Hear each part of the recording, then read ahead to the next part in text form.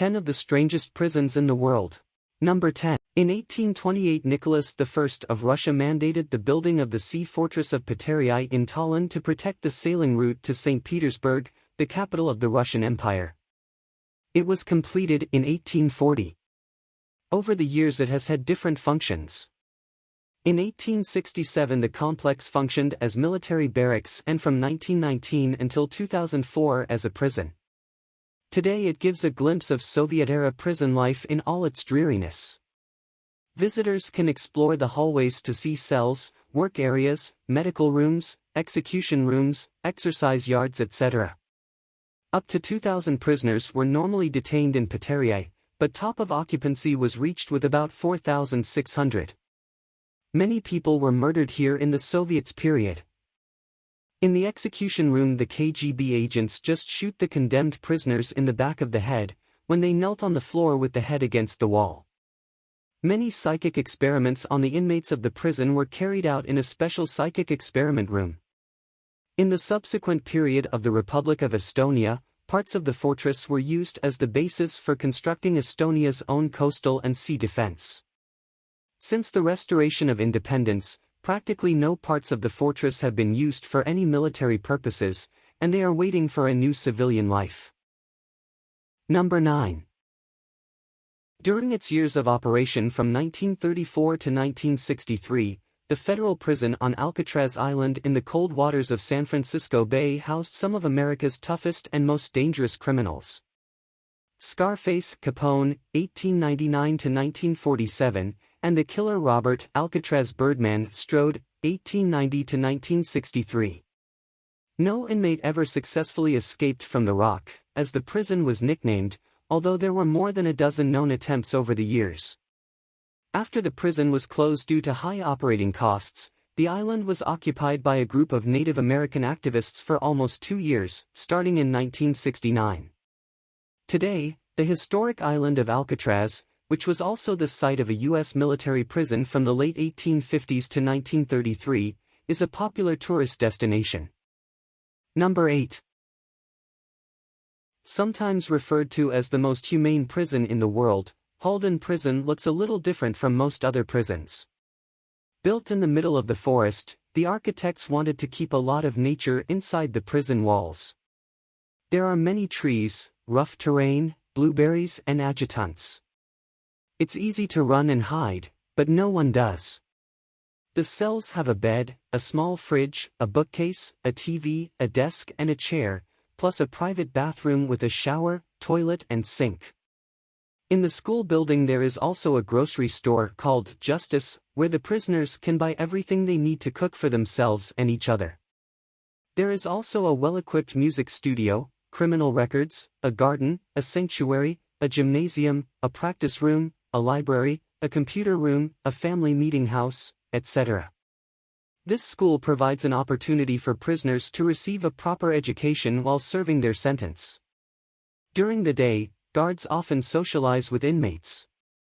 It can be with waffles and coffee, dinner, volleyball, or just casual conversation. Many areas do not have surveillance cameras and inmates can move around somewhat freely. Many have said that this prison is very luxurious and being in such a prison is not a suitable punishment. Warden R. Hoydel says that revenge alone does no good. Rehabilitation is key.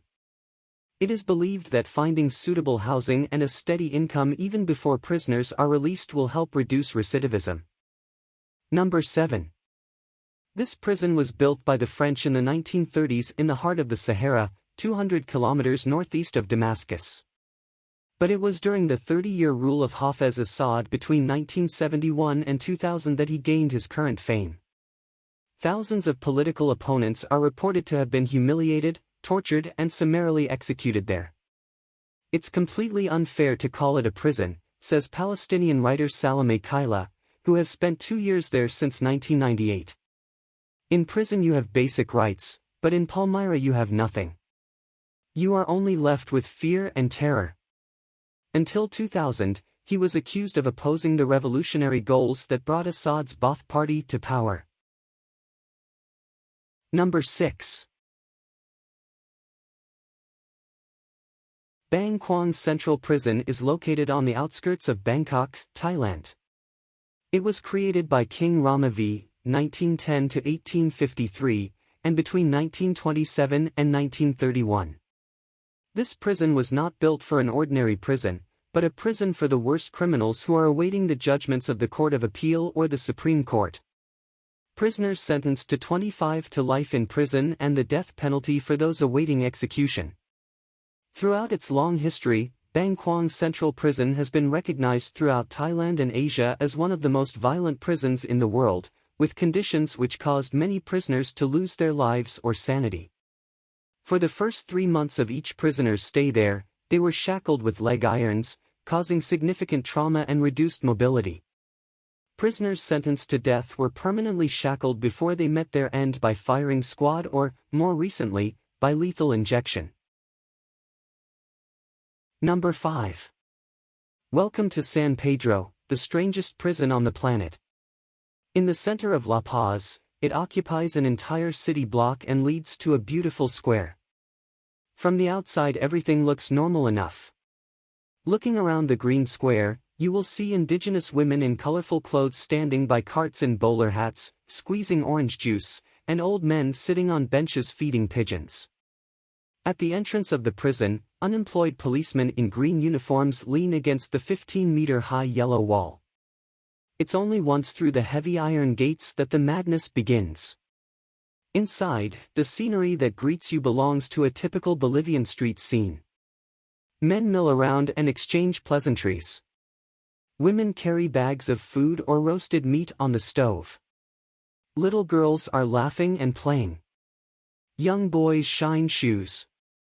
Jesse's listless cats and dogs sleep under the table. The Coca-Cola logo is engraved on the walls. No one is wearing a uniform.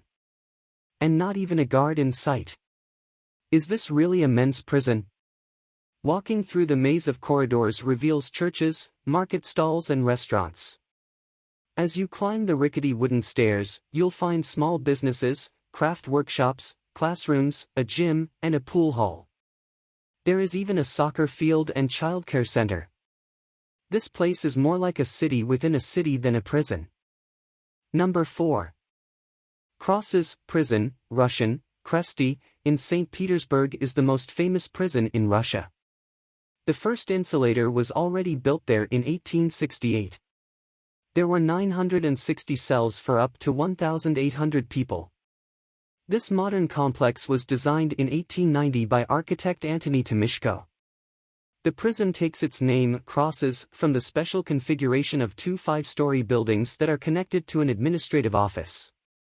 Above it is the Alexander Nevsky Church.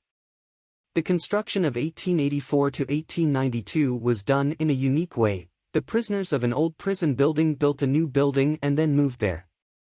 The old building was destroyed. The masonry of the facade, which was made of red bricks, resembled a castle. It was an exceptional dungeon and served as an example for European prisons. There was electricity, sewage system, ventilation and heating. At first, Salib prison was used to keep prisoners for criminal and political crimes. After the 1905 revolution, there were only political culprits. After the revolution of 1917, the crosses were filled with people from the Tsarist government, the gendarmerie, and the police. Number 3. The location and topography of the judicial center logically leads to the layout of the court building facing the city and behind the judicial institution. An urban planning indication for the expansion of the city center of Leoben is created by very clear building bodies whose scale corresponds to their use. The court building in its performance as a beautiful view faces the city, as an open and transparent building that represents the new image of justice itself.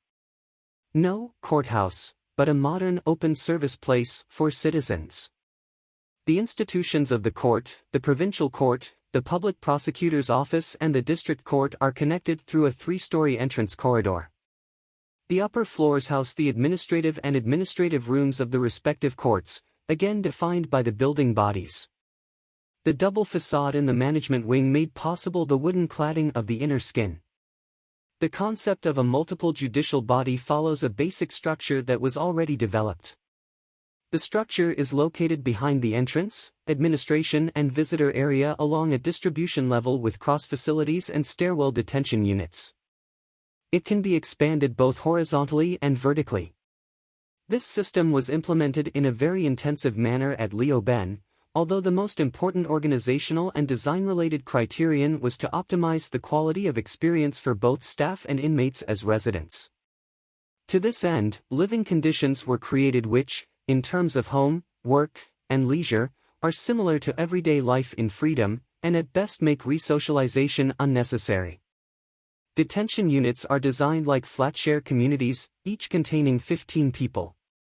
Each unit has a small kitchen, sanitary unit, gym and living room, as well as a veranda, which increases the freedom of interior movement with going-out dimensions. Work and leisure facilities are designed in such a way that prisoners can access them independently and unaccompanied. This will reduce the burden of the staff to some extent and avoid the complete restriction. Dedicated courtyards, rooftop gardens and sports facilities act as a filter between the inmates and the wall, but are designed to ensure that no prohibited contact can be made between inside and outside. However, in their dimensions and size, they put people first and complete the small space of a modern judicial institution. A gym and day room as well as a porch that increases the freedom of interior movement with going-out dimensions. Work and leisure facilities are designed in such a way that prisoners can access them independently and unaccompanied. This will reduce the burden of the staff to some extent and avoid the complete restriction. Number 2. Sukamiskin Prison, a prison in Bandung, West Java that houses corrupt government officials, has once again made headlines for giving benefits to wealthy inmates that somehow undermines the total time served. Anti-Corruption Agency, KPK, investigators found prisoners Famidi Dharmavansia and Andre Rahmith living in apartments with proper facilities inside the prison. Each had a flat-screen TV, a water heater, a microwave, and an air conditioner for those hot prison days. Even in a country as deeply corrupt as Indonesia, 37 out of 100 on the corrupt-free scale, this was considered shocking. Number 1. About a kilometer from the village across the Rue de Justi is the Champdalan Maximum Security Prison, officially part of the municipality. About 200 people work there and 500 prisoners live there, and it was built in 1977 to house 200 prisoners. More than 60% of the prisoners are awaiting trial, which has caused significant overcrowding, and 80% of the prisoners are of foreign origin. Clean and spacious rooms with basic facilities for prisoners free from any discomfort, Champdalan is a natural refuge for victims of lies. Prison conditions were not like this before. It was overcrowded, diseases and riots were very serious. In 2011, with a budget of more than $40 million, the prison was renovated.